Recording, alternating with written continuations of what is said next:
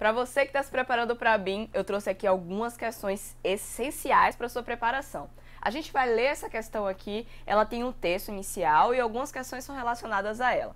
Veja que é muito interessante e cuidadosa a leitura que você tem que fazer de questões da CESP, porque as afirmativas tendem a ser um pouco complexas e às vezes tem algumas pegadinhas escondidas. Vamos dar uma olhadinha aqui.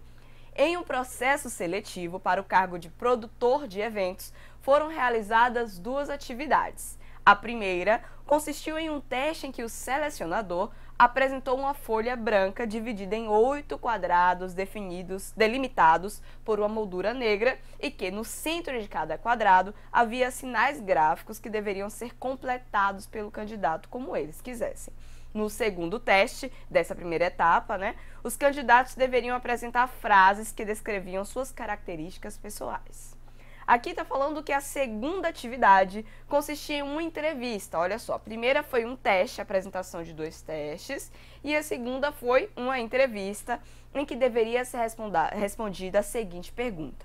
Imagine que você seja responsável pela produção de um famoso evento e que, 1 hora antes do início do evento, você receba a notícia de que a top model internacional contratada pelo evento está doente e não virá. O que você faria nessa situação? Aqui diz, a respeito dessa situação hipotética e da avaliação comportamental, julgue os seguintes itens. Vamos dar uma olhadinha aqui no primeiro item.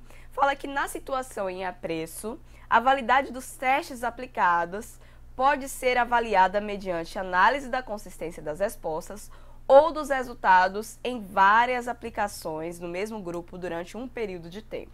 E aqui a gente tem que decidir se é certo ou errado.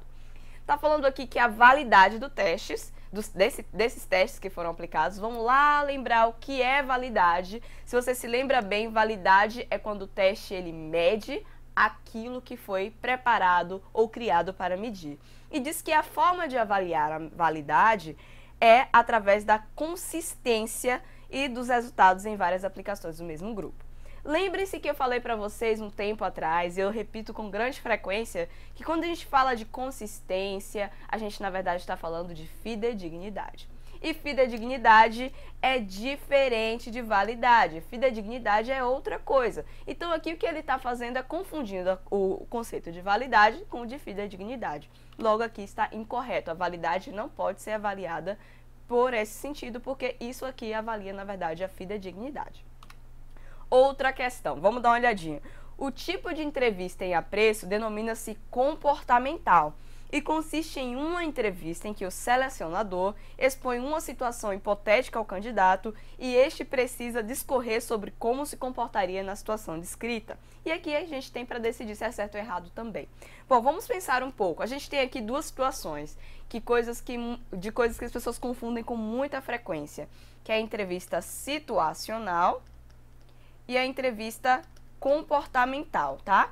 A entrevista comportamental é diferente da situacional. A diferença é tênue, mas é diferente. Quando a gente fala de entrevista comportamental, o nosso foco é no comportamento, nas competências que aquela pessoa tem para desenvolver a função. Então, essas entrevistas podem ser simulações, podem ser execução de algumas atividades. Quando a gente fala de entrevista situacional, a gente aí expõe uma situação problema, como aquela que a gente viu, e a pessoa tem que definir como ela agiria nessas situações, que foi o caso do nosso texto lá que a gente viu no início. Logo, a gente não está falando aí de uma entrevista comportamental, mas sim de uma entrevista situacional. Essa afirmação está incorreta. Fique de olho nisso, porque essa diferença é importante.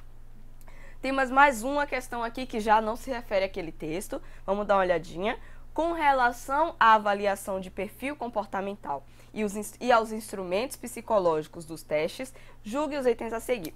O item que a gente tem aqui é sobre validade preditiva. Veja só, a validade preditiva diz respeito à avaliação do apoio que as consequências reais, sociais ou potenciais da interpretação e do uso do teste prestam àquilo que foi planejado como objetivo. Vamos ver se isso é certo ou errado?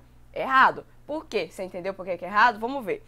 Diz aqui que a validade preditiva, ela diz respeito à avaliação do apoio que as consequências reais, sociais, da interpretação e do uso do teste prestam àquilo que foi planejado objetivo. Está dizendo que a validade preditiva ela pode ser verificada no ponto de vista real, na situação real.